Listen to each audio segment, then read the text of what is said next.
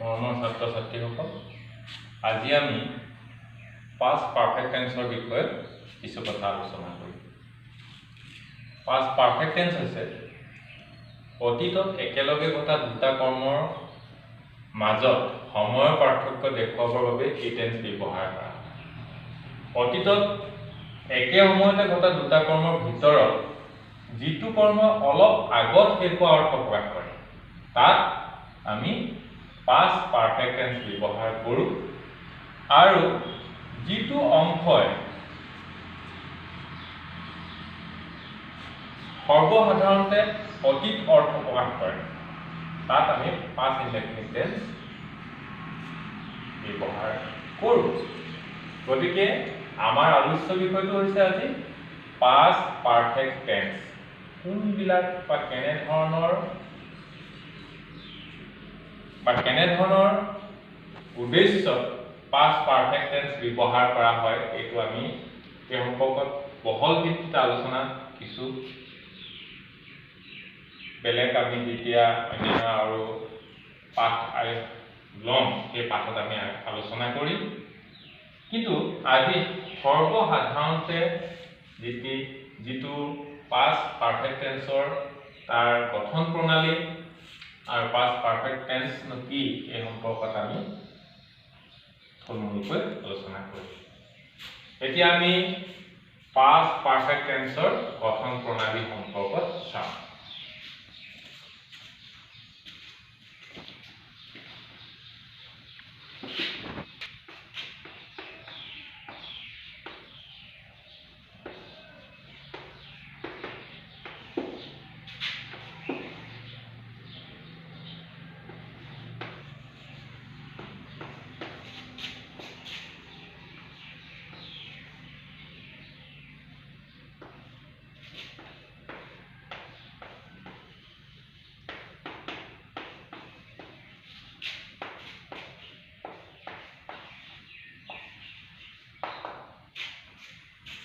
Past perfect tense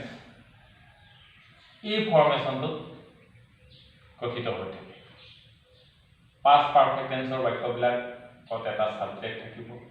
তাৰপিছত head থাকিব,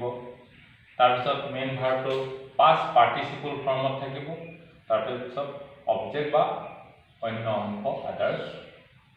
থাকিব। গতিকে আমি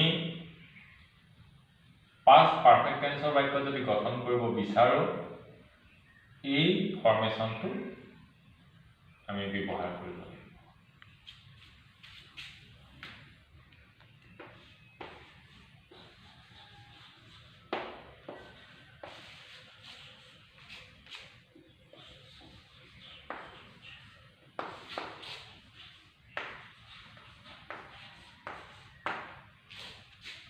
Raju had done the work.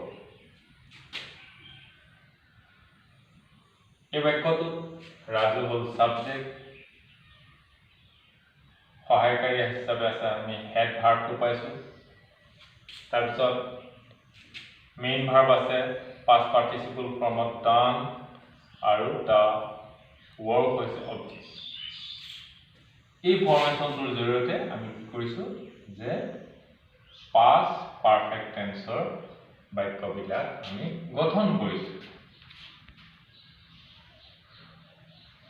এই পাষ্ট পাৰফেক্ট টেন্সৰ যিবিলাক বাক্য আমি কেনেধৰণে বা কোনটো ফৰ্মেশ্যনৰ জৰিয়তে আমি বেছিক ভইচলৈ ৰূপান্তৰিত কৰিব পাৰিম এই কথাও আমাৰ জনাবৰ প্ৰয়োজন। সেয়েহে আমি যদি পাষ্ট পাৰফেক্ট টেন্সৰ বাক্য বেছিক ভইচলৈ ৰূপান্তৰিত কৰিব বিচাৰোঁ তেনেহ'লে আমি এই বেছিক ফৰ্মেশ্যনটো আমি ব্যৱহাৰ কৰিব লাগিব। তাক আমি বেছিক ফৰ্মেশ্যন বুলি লিখি লওঁ।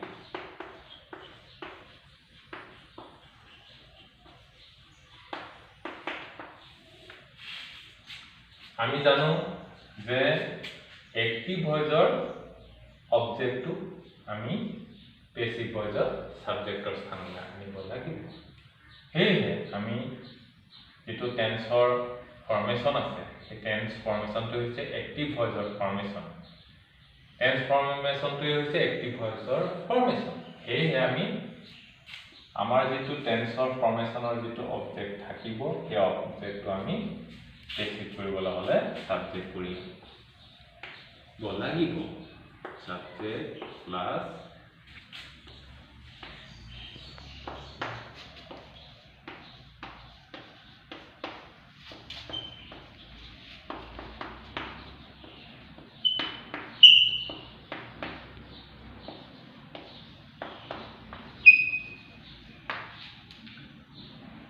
আৰু যে subject active ভইচৰ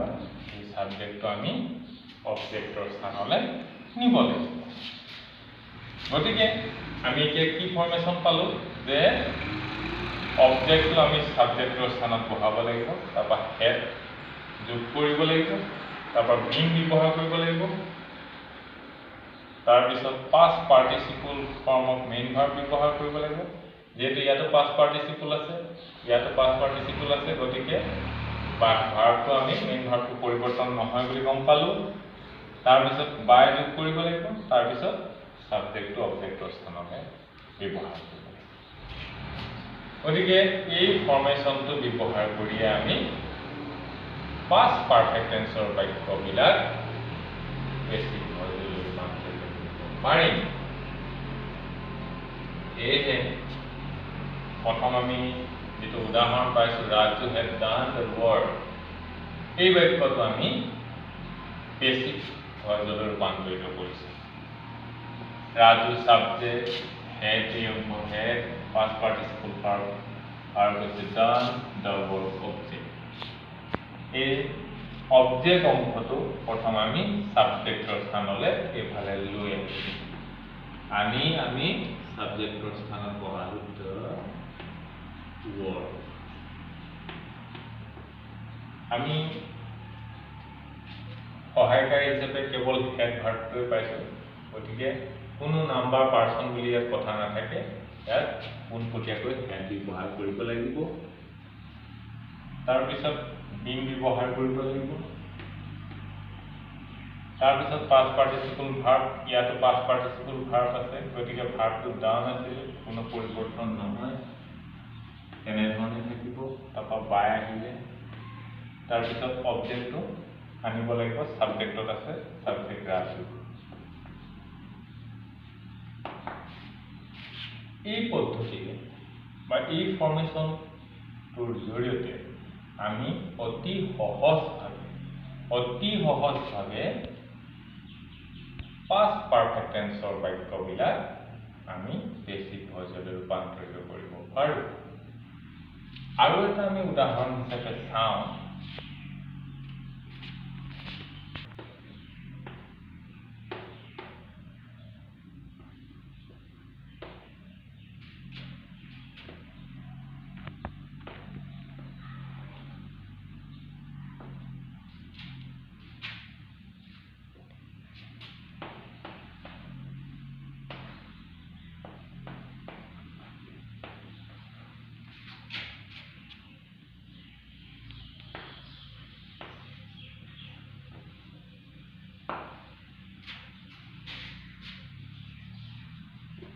Mrinali has prepared meal, অৰ্থাৎ মৃণালীয়ে আমাৰ কাৰণে আহাৰ প্ৰস্তুত কৰিলে। Mrinali has prepared meal for us. ধৰি লওক এই বাক্যটো আমি এই ফৰ্মেশ্যনত পাইছোঁ, অৰ্থাৎ সাবজেক্টটো পাইছোঁ, হেড পাইছোঁ, হেডৰ পিছত পাষ্ট পাৰ্টিচিপল ভাৰ্ব।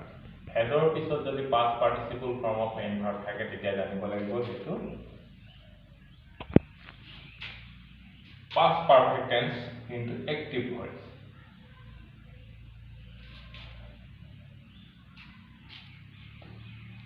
মিল হৈছে অবজেক্ট। গতিকে এনে ধৰণৰ যদি আমি বাক্য পাওঁ, তেতিয়া আমি কি কৰিব লাগিব, বেছিক কৰিবলৈ হ'লে এই ফৰ্মেশ্যনলৈ আমি নিব লাগিব। যে অবজেক্টটো আমি মিল সাবজেক্টৰ স্থানত আনিলোঁ, হেড ব্যৱহাৰ কৰিলোঁ, বিন ব্যৱহাৰ কৰিলোঁ, past participle verb একে দিব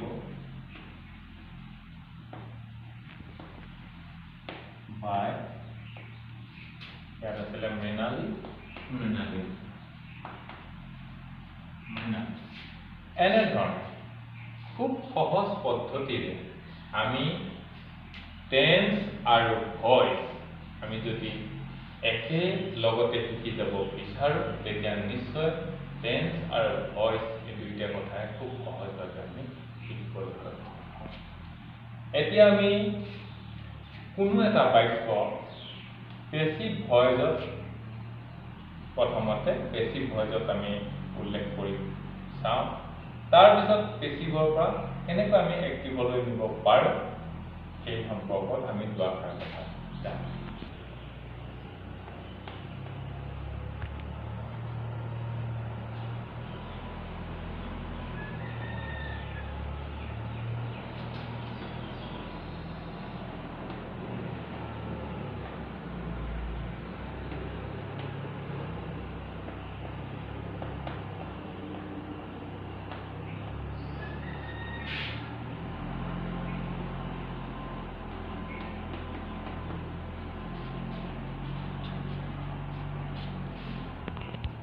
আমি প্ৰথমতে চালো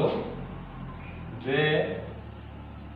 এই বাক্যটো the Mohan man eater had been killed by Corbett এই বাক্যটোত আমি দেখিছো যে had এই had অংশটোৰ পিছত been আছে আৰু beenৰ পাছত past participle verb আছে had থকাৰ পিছত যদি been থাকে বিনৰ পিছত যদি past participle form of main verb থাকে তেতিয়া জানিব লাগিব যে বাক্যটো past perfect tenseৰ কিন্তু ই passive voice আছে তো বৰ দৰকাৰী আৰু গুৰুত্বপূৰ্ণ কথা এনে ধৰণৰ গুৰুত্বপূৰ্ণ কথা এটা আমি মন কৰিব লাগিব গতিকে হেডৰ পিছত বিনৰ পিছত যদি past participle verb থাকে তেতিয়া আমি গম পালো যে বাক্যটো past perfect tenseৰ হয় কিন্তু ই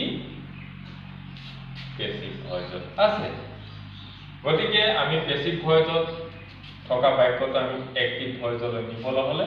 এই ফৰ্মেশনটো নিব লাগিব subject plus had of the বা had plus past participle verb plus object এই ফৰ্মেশনটো নিব লাগিব আমি প্ৰথমতে কি কৰিব লাগিব অবজেক্টটো সাবজেক্টৰ স্থানলৈ নিব লাগিব অবজেক্ট কোড আছে বাই পিছৰ অংশ ইয়াত কিলৰ পিছত বাই আছে বাইৰ পিছত আছে কৰবেট গতিকে বাইৰ পিছৰ অংশ হৈছে কৰবেট আমি গম পালো যে এই অংশটো অবজেক্ট ইয়াত সাবজেক্টৰ স্থানলৈ নিব লাগিব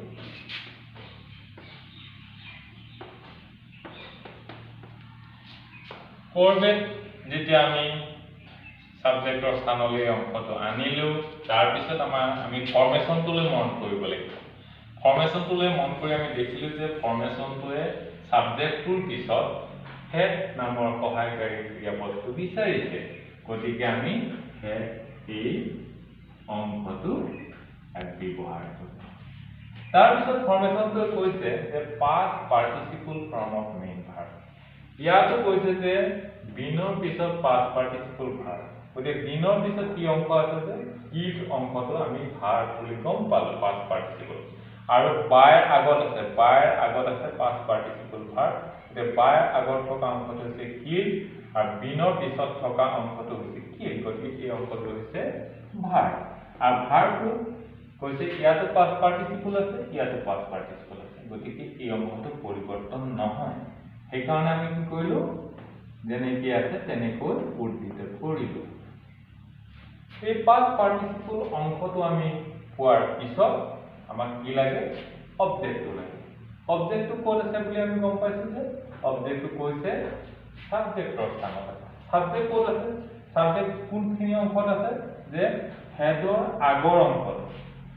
এই যে হেড আছে হেডৰ আগৰ অংশটো হৈছে সাবজেক্ট গতিকে হেডৰ আগৰ অংশটো হৈছে দা মোহন মেন ইটাৰ হেডৰ আগৰ অংশটো আমি কি পাইছো যে দা মোহন মেন ইটাৰ এই অংশটোই হৈছে আমাৰ যে সাবজেক্ট গতিকে আমি তাক এই সাবজেক্ট অংশটো অবজেক্টৰ স্থানলৈ লৈ গলো দা মোহন মেন ইটাৰ Radha Mohan Manikar.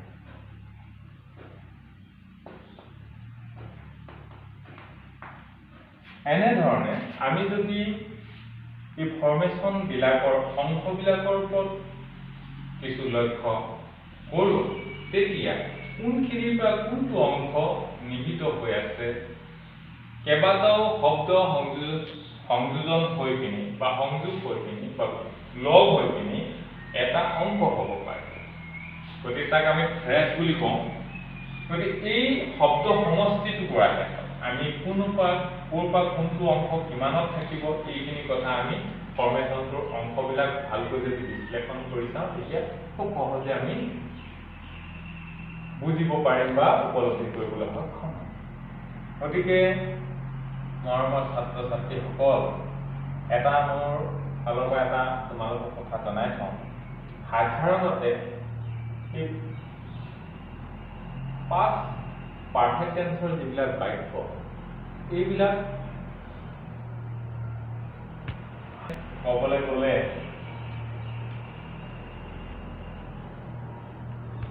এতিয়া দুটা খণ্ড মানে দুটা ক্লজ থকা বাক্যৰ ক্ষেত্ৰতে ব্যৱহাৰ হয় এনে সৰ্বসাধাৰণতে past perfect tense ইমান ব্যৱহাৰ নহয় হ'লেও নেৰেশ্যনত ব্যৱহাৰ হয় past perfect tense ব্যৱহাৰ হয় নেৰেশ্যনত ব্যৱহাৰ হয় আৰু পেছিভ ফৰ্মেশ্যনটোতো ইমান ব্যৱহাৰ নহয় কিন্তু ইয়াৰ ব্যৱহাৰ বিশেষকৈ দুটা ক্লজৰ যিটো সময় ব্যৱধান দেখুৱাৰ অৰ্থতে ব্যৱহাৰ কৰা ধৰি ললোঁ উদাহৰণ হিচাপে আমি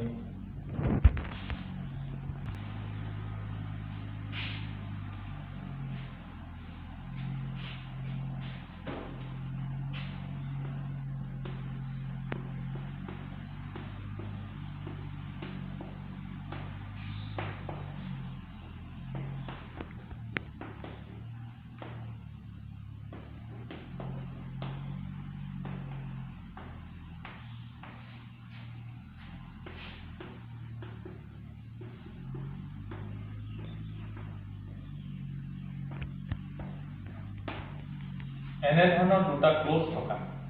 বাক্যৰ ক্ষেত্ৰতে past perfect tense সাধাৰণতে ব্যৱহাৰ ডক্টৰজন আহি পোৱাৰ আগতেই ৰোগীজন মৰে